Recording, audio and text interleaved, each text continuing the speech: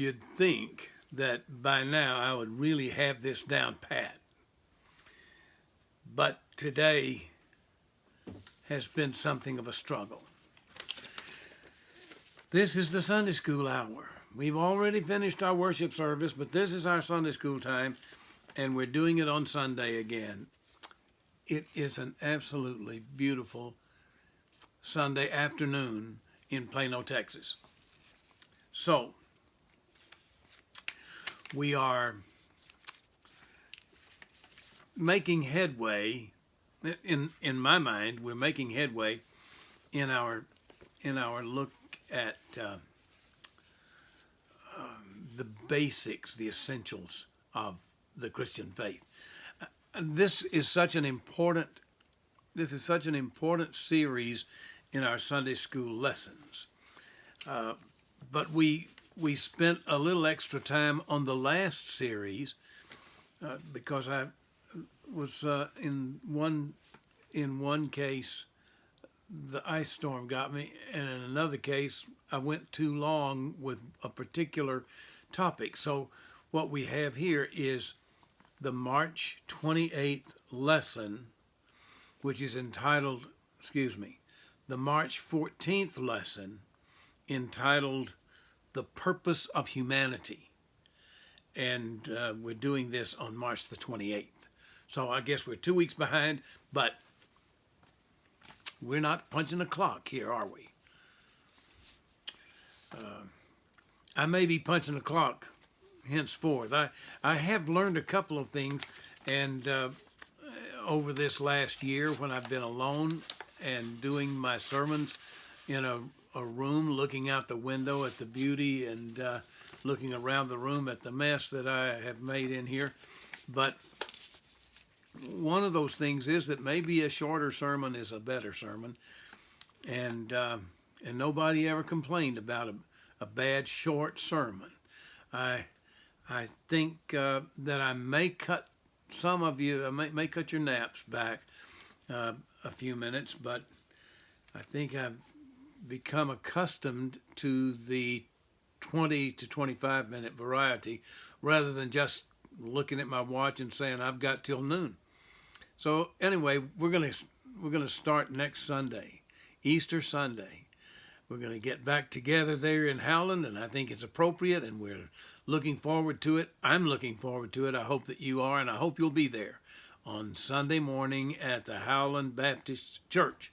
Now, my plan is to continue to put this video onto the Facebook so that we will be able to enjoy it, or at least peruse it together.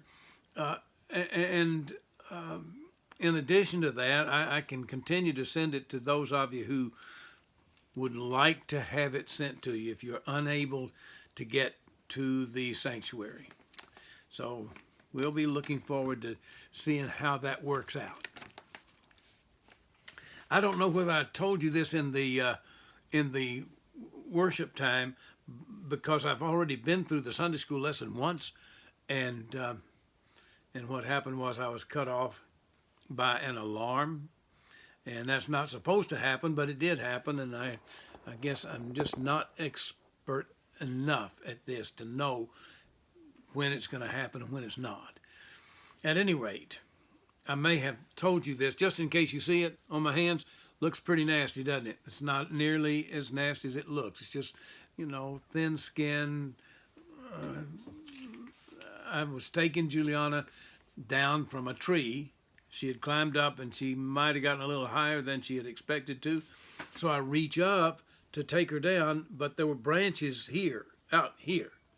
And I didn't expect it to do this.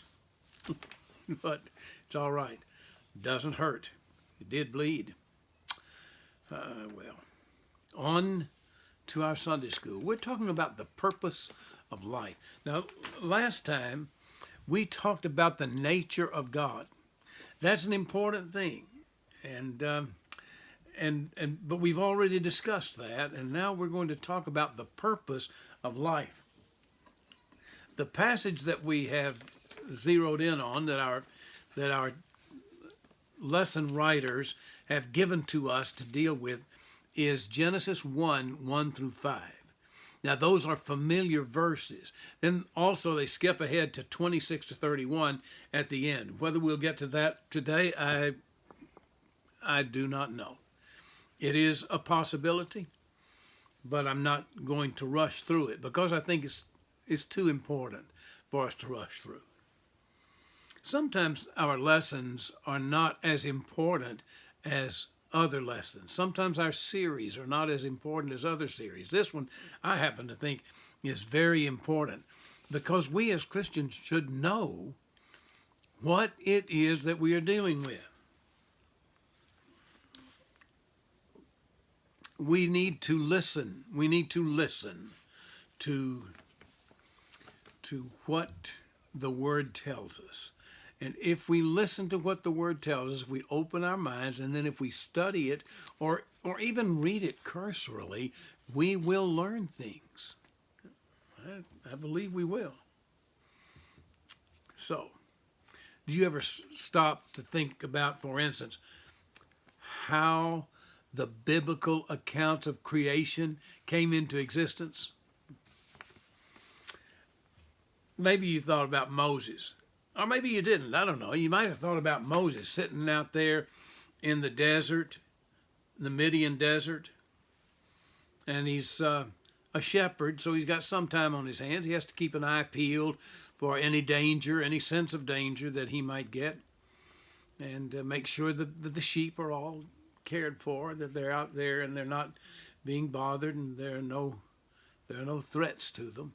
That's an important task, but it might leave some time for contemplation. And maybe he's sitting out there, and one day he decides, you know what I think I'll do? I believe I'll just write the Bible. And he's had a long night of visions, and he has seen all these visions, and so he takes his quill in hand. Maybe he's got it set in the pockets of his little lawn chair, and he's got one of these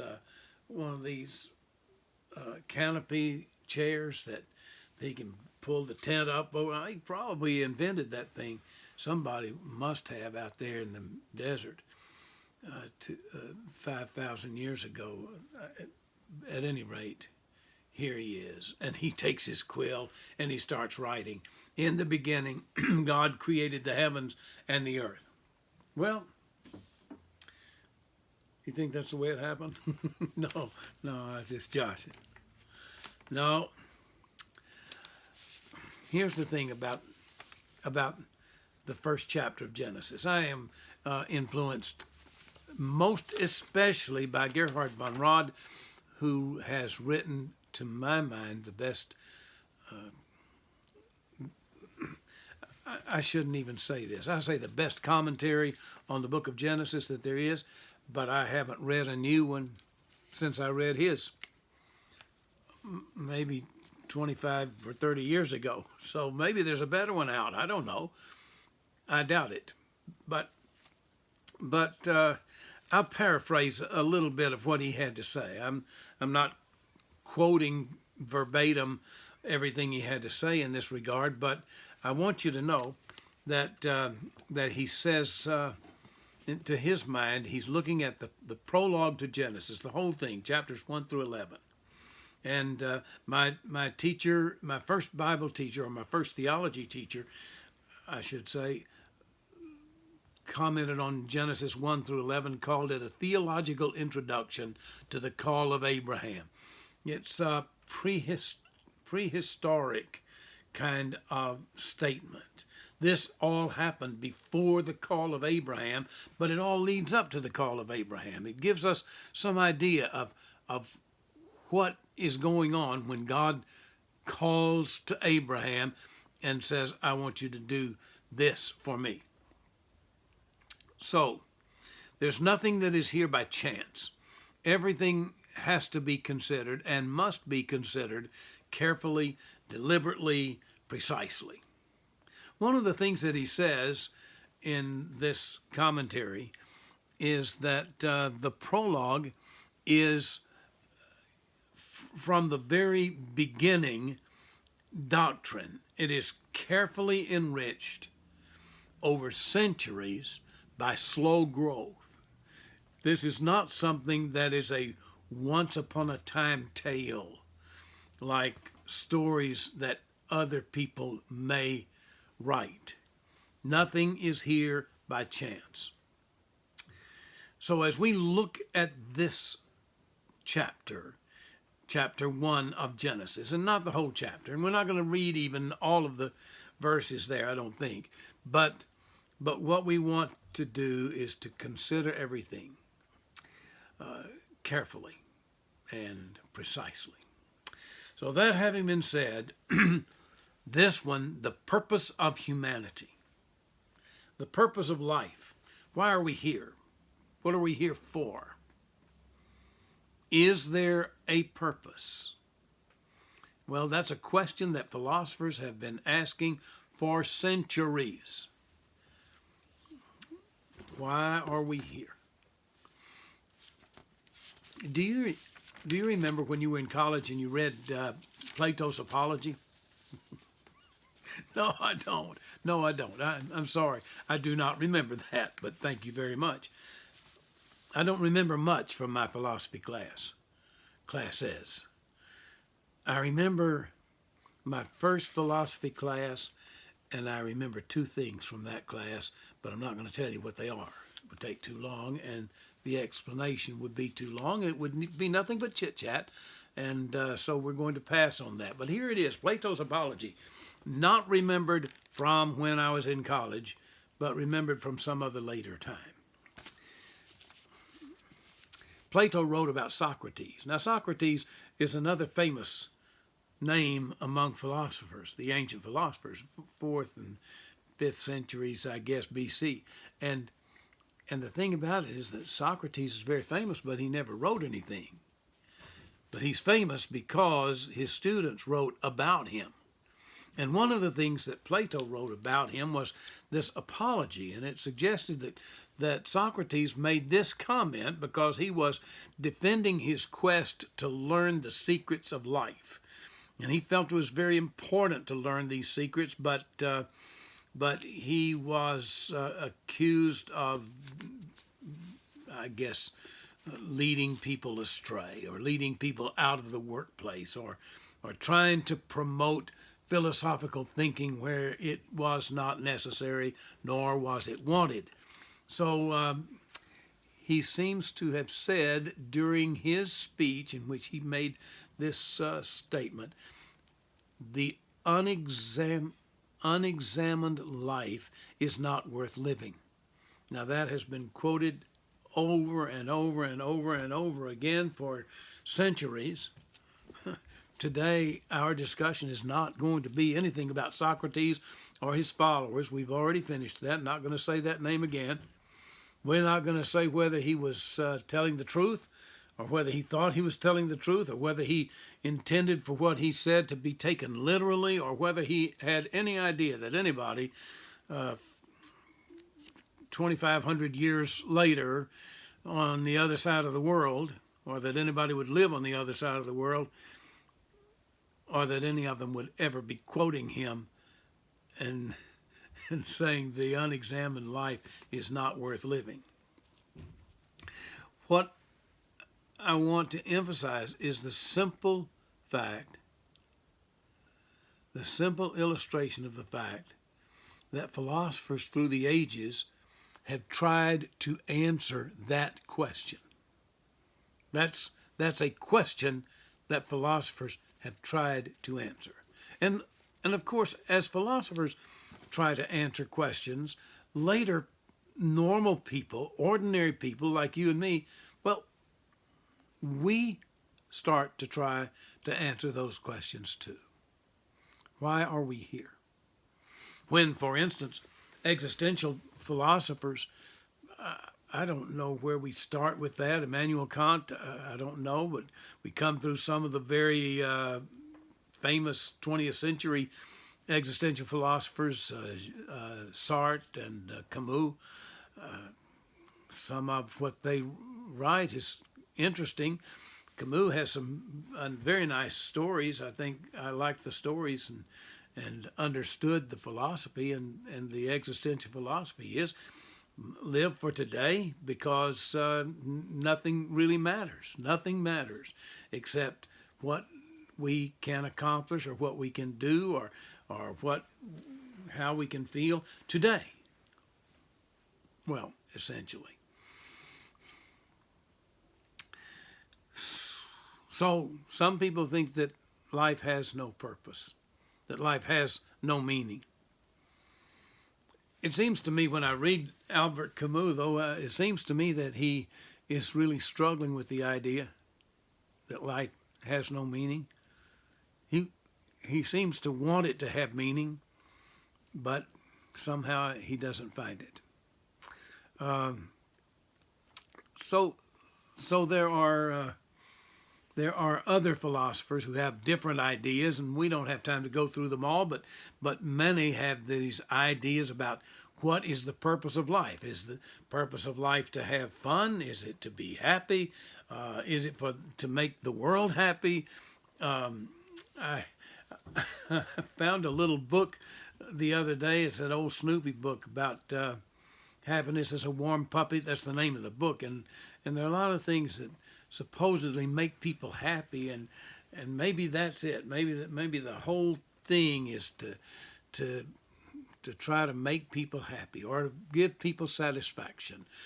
For some people, the purpose of life is just a pleasure, just have fun all the time. For some people, the purpose of life is like the prodigal. They go out and just spend everything and have a wonderful time, but then something catches up with them sometimes. Or death catches up with them before something else does. What I said was death catches up with them before something else does. Well, look at our place in this universe. Or in these universes. I don't know. I'm told recently that there's more than one universe, that there are many universes. Now think about all of those universes and the vast space, and I think here we are, a little speck. There's no real material evidence that there is life anywhere else. I know we keep looking. Hey, it would be exciting, I think, if we found out that there is life somewhere else, but so far that hasn't happened. We were talking the other day in the car. I don't know how we were maybe talking about a trip to Jerusalem and how that would seem like a nice trip to take. We'd like to see some of these places. And we were talking about it being a long way off. And Madeline let us know that the sun was farther away than that. And yeah, even further than that. That's true. And then she said, the sun has 1 million earths in it. Yeah, I just can't stand the idea that she's going to quit saying earths. She was finishing up some breakfast the other day, and she says, I'm through with my fruit. Hey, she looks at me like that. Hey, fruit, as if through actually started with an F. Well, those times go by. But in that particular conversation, she said the sun has 1 million earths in it. Well, someone had told her at some point, I suspect her mother had told her, that the sun could hold 1 million earths. So this time she had to disabuse her of this notion that the sun actually has 1 million earths, just that it could hold 1 million earths. And she told her about Antares, 700 times the size of our sun, reportedly. And that even that great star, 700 times the size of the sun, is dwarfed by several other of these red supergiants. And yet, the only signs of life are found on this seemingly insignificant speck in which we live. Our essential faith is not in creation, it is in God. Our belief in God is what forms our belief about creation. And this is what we believe about creation. God did it. I don't know how God did that. I don't know what method he used. I don't know whether it's even finished. I don't know that that God is through with that process. I don't know how far back it goes. I don't know. Sometimes I hear, a billion, 500 billion. I don't know. I don't care. 5 trillion. No, that's dollars, isn't it? I can't even spell that. No, I like to say that because what that means is I don't know how to even fathom it. I can spell it. But let's read the verse. Since my time is almost up, here I am starting to brag about a 20-minute sermon, and I've already gone 21 and a half minutes. Yeah. In the beginning, God. Dwight L. Moody had a little note in his Bible where he had written, if we believe that, we can believe anything else in the Bible. In the beginning, God created the heavens and the earth. The earth was without form and void, and darkness was over the face of the deep, and the Spirit of God was hovering over the face of the waters. Out of nothing, God made something. Over the sea of chaos, this watery, primeval formlessness, dark and damp, hovered or moved or vibrated. J.M.P. Smith, old preacher from years ago, said the Spirit of God moved, but he calls that the terrible storm of God. Because hovered is probably not a very good word.